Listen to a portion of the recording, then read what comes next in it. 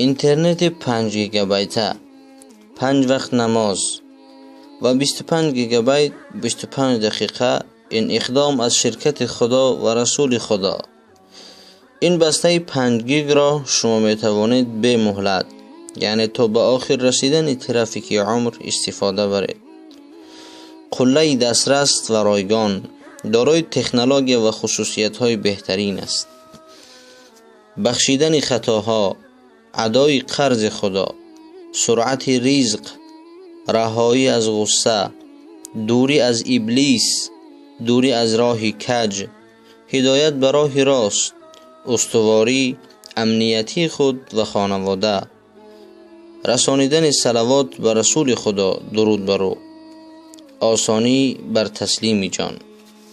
می توانید برای به دست آوردن اینها به دسته اینترنت 5 گیگا یعنی نماز 5 گانه پیوست شوید. ضرور است هر روزه در وقتهای مناسب همگی 5 x 5 25 دقیقه صرف نمایید.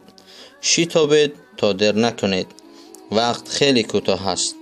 برای معلومات بیشتر آید آبسیا به صحیفه قرآن کریم رو آورید. روز سید جمعه مبارک دوستان عزیزم.